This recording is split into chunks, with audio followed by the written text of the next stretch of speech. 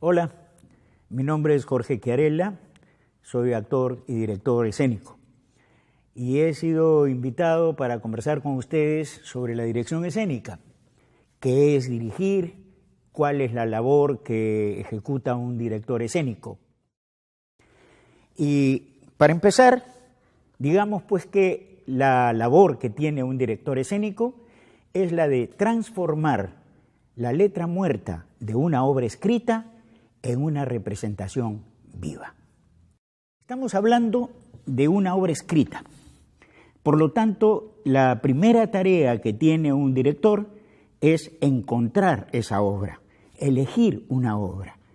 Y para elegirla existen criterios. No la puede elegir así nomás. Bueno, sí puede elegirla así nomás, pero de ahí a lo que pase después puede traer consecuencias.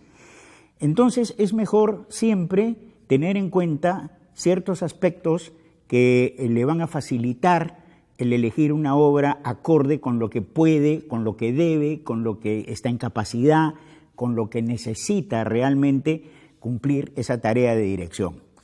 La primera cosa es pensar en cuántos actores va a tener a su disposición.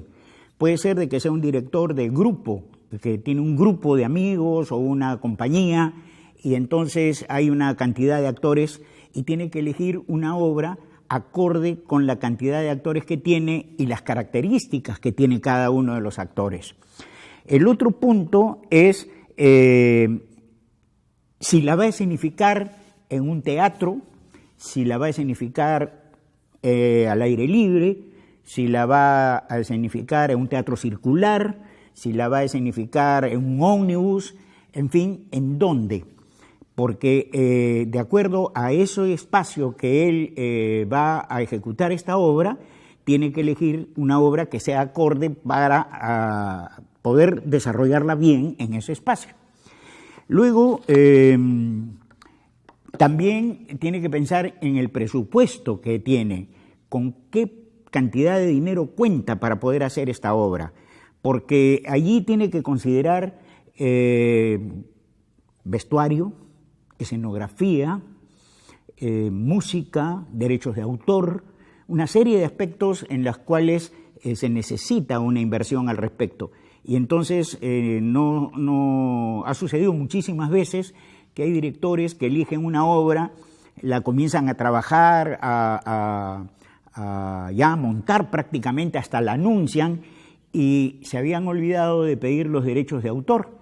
Y resulta que a la hora que le escribe al autor, le piden una cantidad de dinero que no tiene y todo el trabajo quedó en nada, en cero, con gran perjuicio para todos en tiempo, en trabajo, en fin, una serie de cosas más. También, ¿a qué público se la va a dirigir? Si se la va a dirigir a gente mayor, a gente joven, tiene temas, por ejemplo, que les interesa a las mujeres, un público femenino, si lo va a hacer por ejemplo, escolares, si va a hacer ese trabajo con fines proselitistas, por ejemplo, ¿no? O sea, quiere concientizar políticamente a un determinado sector de gente, o si quiere también hacer proselitismo religioso, ¿no? Para que puedan invitar más gente a su parroquia, etcétera.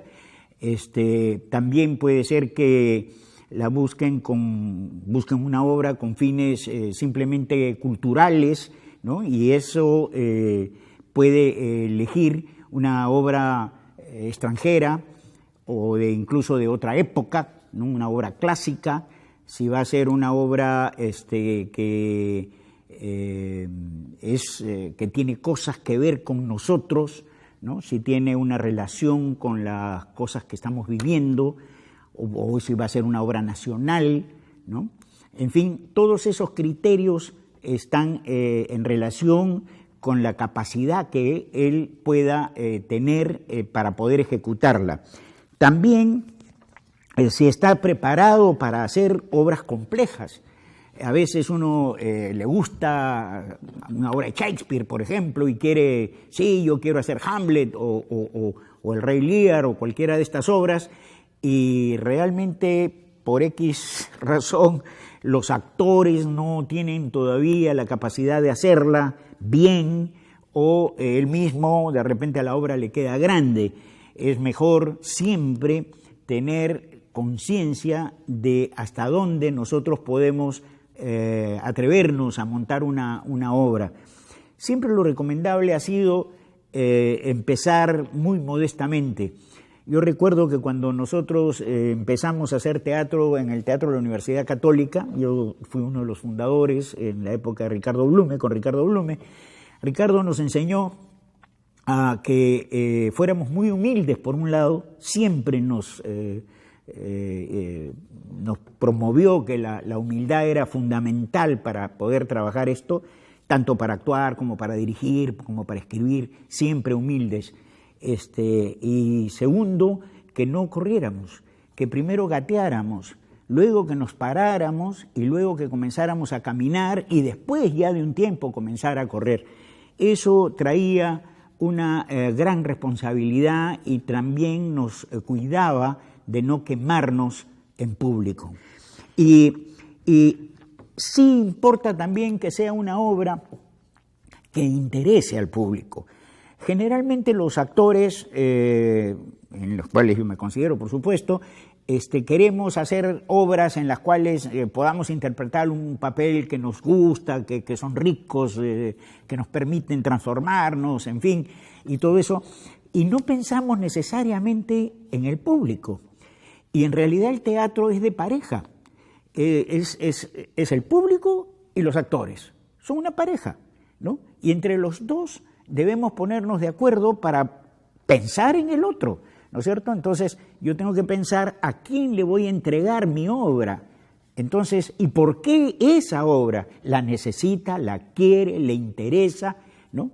Y no pensar solamente en mí.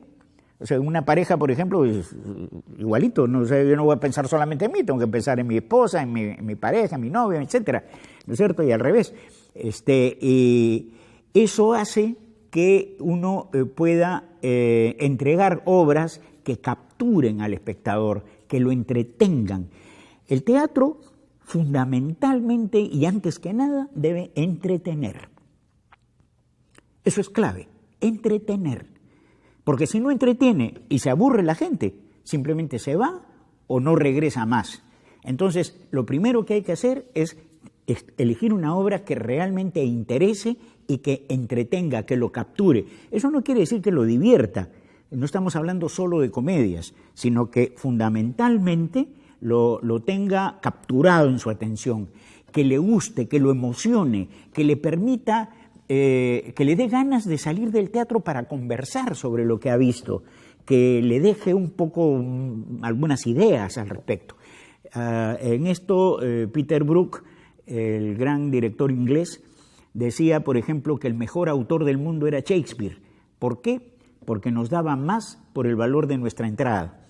Y Shakespeare efectivamente hace obras pues en las que todo se encuentra filosofía, se encuentra política, se encuentra diversión, humor, tragedia, drama, amor, todo. Realmente por algo es el mejor autor del mundo, ¿no? Cuando nosotros elegimos una obra, primero nos dedicamos a estudiarla, y eso vamos a hablar después, pero hay un tiempo que le dedicamos a esto. Luego, un tiempo de ensayo en el que involucramos a mucha gente, actores, gente técnica, productores, después cuando ya está la obra lista, después de varios meses de trabajo, ¿no? Vamos donde los periodistas para que nos ayuden a difundir la obra que vamos a presentar y, por supuesto, movilizamos a mucha gente para que venga al teatro. Todo este proceso puede durar unos 3, 4 meses de trabajo y luego 2 o 3 meses de exposición de la obra. Entonces estamos hablando casi de medio año o una cosa así. Y ustedes se dan cuenta de que todo el trabajo que estamos haciendo y movilizamos a tanta gente y estamos utilizando el tiempo de tantas personas para hacer ¿qué? ¿Una obra que realmente no vale la pena? Estamos dedicando parte de nuestro tiempo, de nuestra vida, en hacer una obra que no vale la pena, ni para nosotros ni para el público, ¿no? Entonces, esto trae como consecuencia una gran responsabilidad en el director. Generalmente en el director o el productor, cuando un productor es el que elige la obra y llama a un director para que la trabaje. También es así. Esto significa que el director o el productor que elige la obra tiene que tener una clara conciencia de qué cosa le está presentando a la gente. ¿Por qué le pide que dedique 4 horas de su tiempo, de su vida, para que venga a ver lo que yo he hecho? Eso implica una gran responsabilidad. Y por eso es que cuando nosotros hacemos una obra, también debemos pensar que si no viene el público y vienen 2 personas, no suspender la función. Porque al revés, estamos castigando a las 2 personas que vinieron, cuando en realidad son las únicas que se interesaron en ver qué cosa les íbamos a presentar nosotros. Esto, por ejemplo, es una cosa que hay que tener muy en cuenta y realmente saber que el teatro también es entrega, es sacrificio, es un sacerdocio en realidad, para que nosotros tengamos la responsabilidad siempre de no dejar plantado a nadie. Además, si esa persona que llegó y ve que nosotros suspendemos la obra porque no hay más público, ya no vuelve al teatro. Se va al cine, porque en el cine si hay una sola persona y nadie más, la película la dan. En cambio ahí dice, y si vamos al teatro y no va público, de repente la suspenden, no, mejor vamos al cine. ¿Se dan cuenta? En líneas generales, el trabajo del director se podría dividir en 3 partes. La primera, el trabajo sobre la obra. La segunda, el trabajo con los actores sobre sus personajes y el montaje. Y la tercera, la realización escénica. Vamos a hablar ahora del primer punto, es decir, el trabajo sobre la obra. Decíamos que el director tiene que hacer una transformación sobre una letra muerta escrita en una obra. Y por lo tanto ya eligió a estas alturas una obra. Pero no basta que la elija, ahora comienza el trabajo sobre eso. Y es que, habiendo escogido la obra, se entiende que ya hemos hecho una primera lectura, pero acá viene un punto muy importante. En primer lugar, nunca lean una obra por partes. Por ejemplo, ahora en la mañana leo el primer acto, después la dejo allí, almuerzo, y más tarde leo el segundo, etcétera, etcétera. No, porque la primera lectura que uno hace de una obra recibe las sensaciones que a la larga son las mismas sensaciones que el espectador va a sentir cuando vea la obra que ustedes han puesto. Entonces ustedes deben recordar qué les pareció a ustedes, qué sintieron cuando la leyeron, qué les produjo, qué ideas le trajo, qué emociones les dio, todo ese tipo de cosas. Y por eso es que mejor léanla de un solo tirón y anoten las sensaciones que les dio, porque esas son las mismas que van a recibir después los espectadores, después de todo el trabajo que han hecho al detalle sobre el montaje de la obra. El segundo punto sobre esto es que en la primera etapa del proceso de dirección es el estudio de la obra por parte del director, ¿no? El director todavía no entra en contacto con los actores, estudia la obra y eso implica que tiene que hacer muchas lecturas sobre la obra, tratando de leer muy cuidadosamente palabra por palabra, porque el texto no es la obra de teatro. La obra de teatro se encuentra en el subtexto. es decir, lo que está debajo en el texto. Y eso es, en buena cuenta, la intención que uno le da a cada palabra, la intención que le da al texto. Ahí es donde está el teatro.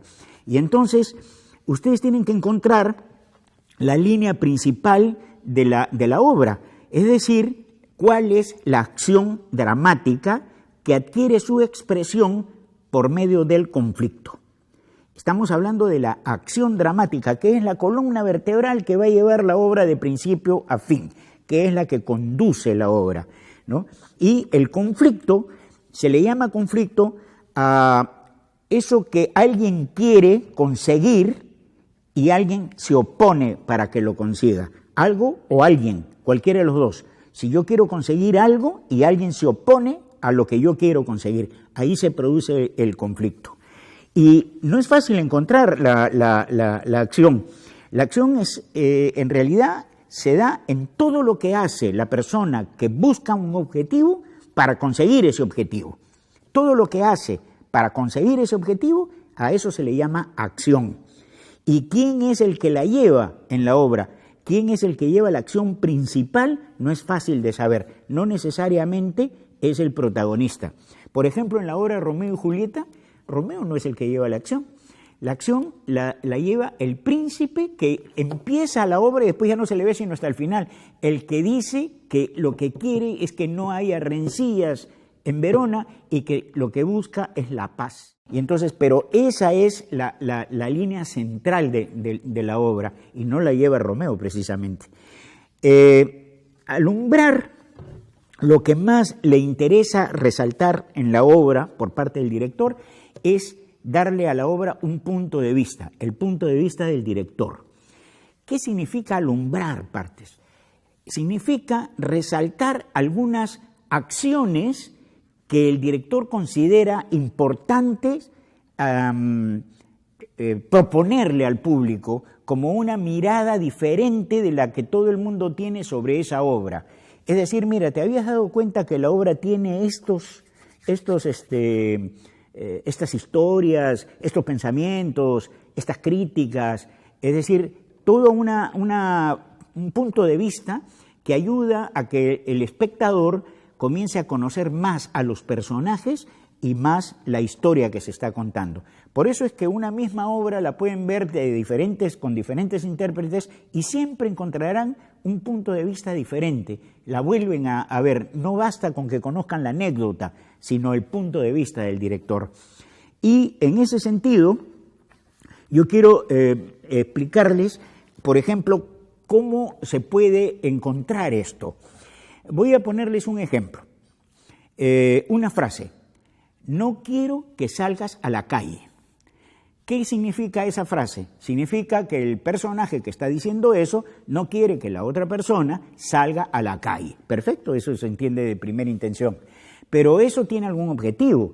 Yo no quiero que salgas a la calle, ¿por qué? Porque te puede atropellar un carro, porque te puedes resfriar, porque te pueden raptar, ¿no? Entonces no quiero que salgas a la calle por esas razones y esos son mis temores y entonces ustedes van a entender de que mi objetivo en ese caso es mostrar todas esas inquietudes. Pero también yo puedo decir, no quiero que salgas a la calle, no quiero que salgas en la calle. Yo estoy de este modo iluminando más la palabra salgas. Entonces digo, sí, puedes salir hasta el patio, pero a la calle no. ¿Por qué? Porque yo quiero que te quedes en la casa.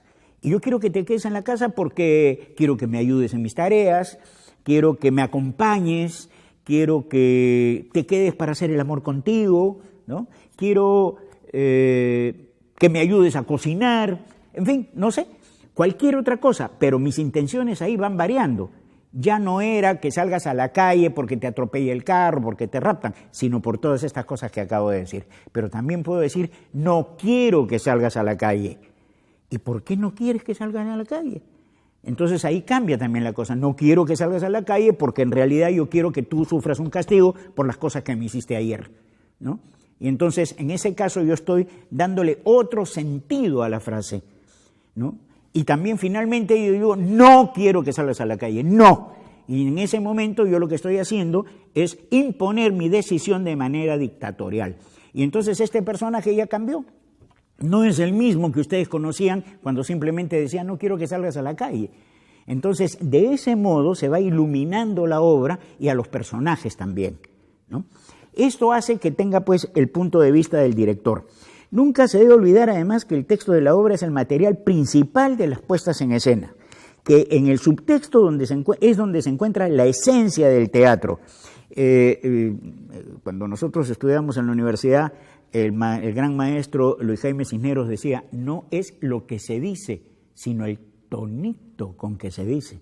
Y es verdad, porque el tonito es lo que marca la intención. Yo te puedo decir, uy, qué inteligente eres, oye, mira tú, qué inteligente habías resultado tú. Y no estoy diciendo que eres inteligente, sino que estoy diciendo que eres bien bruto, ¿no es cierto? Inteligente eres, mira lo que haces, ¿ah? Entonces no es lo que se dice, sino el tonito con que se dice, ¿no?